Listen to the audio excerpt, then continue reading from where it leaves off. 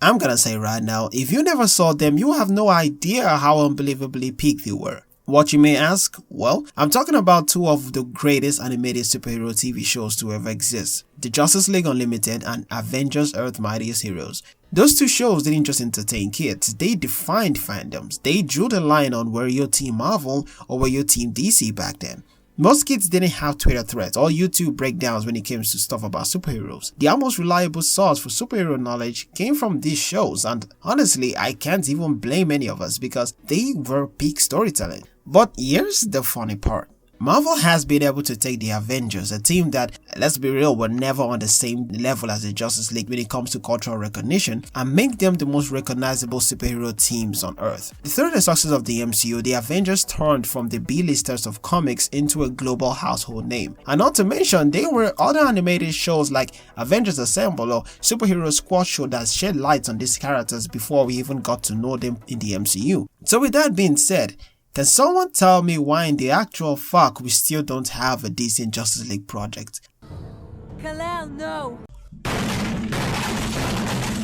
Like, let's be real here, Justice League Unlimited is literally the peak of the Justice League in comic book media. There's no denying that, but after that it's like DC just dropped all their sauce. They have never been able to dish out anything close to that level again. Every attempt since feels like a watered down copy, an experiment that just never sticks. Take Young Justice for example. The league in that show always came across as way too professional, way too stiff. Sure, maybe that was the point, they were supposed to be this wider global organization, but the problem is we never actually got to know them. They weren't the center of the story, they were background cameos and mostly served as mentors. And that robbed them of any personality. No one in the League knew the truth. I did. I shouldn't be surprised, since you indoctrinated Robin into crime fighting at the ripe old age of 9.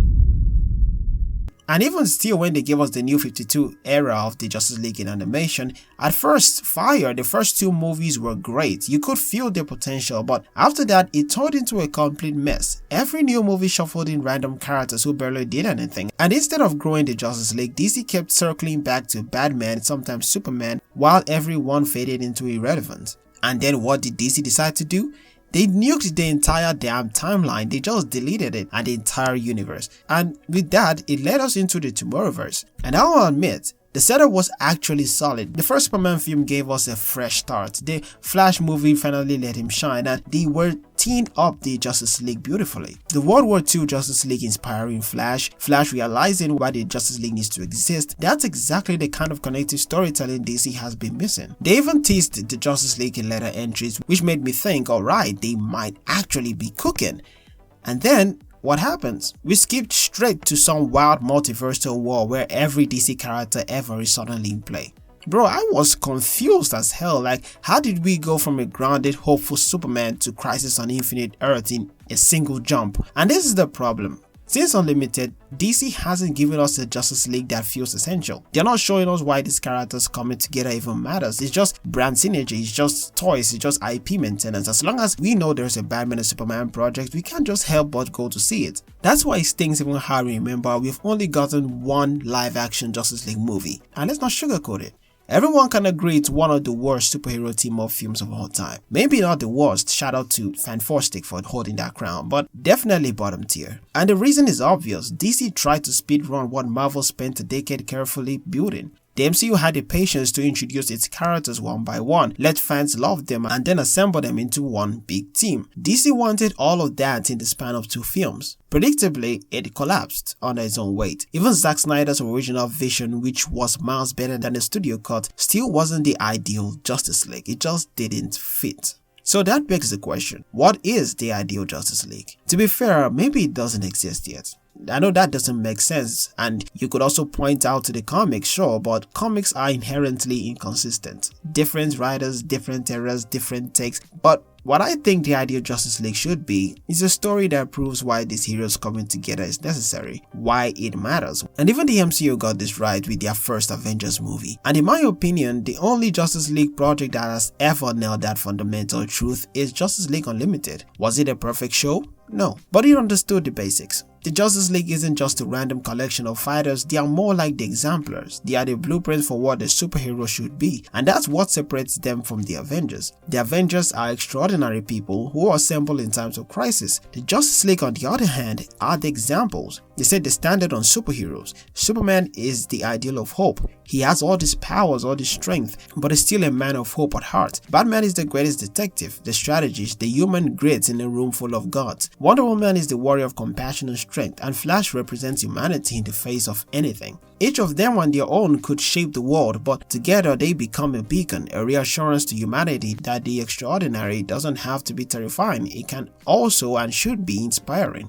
The Avengers has always felt like they're a line of defense. They'll assemble when the world needs saving, and that's great, but the Justice League, they are more than that. They are the definition of what superheroes aspire to be, and it's actually really sad that despite that deeper foundation, the Avengers have become more recognizable than the Justice League, because Marvel had the patience to make them relevant, while DC was just busy tripping over its own feet. But for the first time in a long time, that might change. Because I think James Gunn can make good on the Justice League, and after experiencing Superman, the reason is so much clearer. See, here's the thing. James Gunn isn't just another filmmaker who happened to get the keys to DC. He's one of the very few directors in modern cinema who has proven time and again that he can truly understand characters, simply by just respecting their roots and adding to what works for the character rather than what takes away from them. And with that, he can take a team of mismatched characters, balance their voices, give them depth, and still deliver spectacle. That's exactly the formula the Justice League has been starving for. And if you need clarification for this, look no further than Guardians of the Galaxy. Before Gunn, that team was a footnote in Marvel Comics, straight up nobodies. Rocket, Groot, Drax, you could walk into a comic shop and half the people wouldn't know who they were. And yet, Gunn turned them into household names. And not just by leaning on action, he made them funny, heartfelt, broken yet lovable. Each character mattered, and together they felt like a family. That's the kind of storytelling muscles the Justice League needs, because unlike the Guardians of the Galaxy or even at the time the Avengers, the Justice League isn't a bunch of nobodies, they are icons. What Gunn proved with the Guardians of the Galaxy is that if he can elevate obscure characters into cultural touchstones, imagine what he could do with the characters with actual weight and depth like Superman, Batman, or Wonder Woman. These characters already have legacy, they just need someone who can make them breathe again. And it doesn't stop there. The Suicide Squad is another prime example. Think about it, that movie should have been a disaster. Sure, it didn't do well when it came to the box office, and it makes sense because it was a reboot of a failure, packed with D-list villains no one cared about, but yet Gunn crafted one of the most entertaining DC films in years. Why? Because he understands balance. He knows how to give a large cast screen time, how to weave humor into intensity without deflating it, and how to pull emotional resonance out of the most unexpected characters. Even Peacemaker deserves a shout. Sure, the movie was very weird at times, but it was a movie that really delved into identity, legacy, trauma, and what it means to actually be a hero. Gunn layered real-world emotion underneath this comic book sheen, and that's the secret sauce for the Justice League, because these aren't gods like Snyder always framed them to be. And I know a lot of people prefer this god-like image of the Justice League, but it just doesn't always work. They are people first, legends, yes, icons, absolutely, but still human in their flaws and triumphs. Gunn gets that. He's shown over and over that the more human you make a superhero, the more powerful their heroism becomes. And that proved to be true even more with his new Superman movie. Love it or hate it, Gunn did wonders for a character that DC just couldn't do for years. Humanizing him, not trying to make him a godlike being for the sake of storytelling, but trying to humanize him and make him a superhero who is relatable and very much understandable. Sure, James Gunn does really delve into the weirdness in things a lot, which sometimes can make some things that should be serious silly, and that could make or break a Justice League movie. But the truth is, the Justice League is a strange mix of archetypes. An alien fanboy, a billionaire detective, a mythological warrior, a scarlet speedster. In the wrong hands, that cocktail feels disjointed. But Gunn thrives in the bizarre. He embraces it, grounds it in emotion, and turns strange into relatable. That's why the Justice League under Gunn wouldn't just be another superhero crossover. It would feel finally cohesive.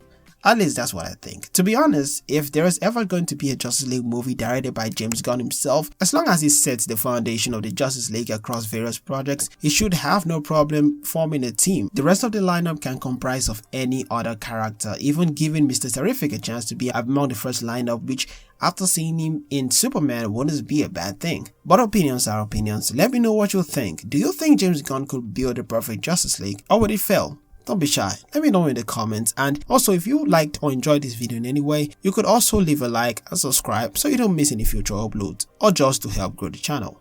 But until next time, I'm out.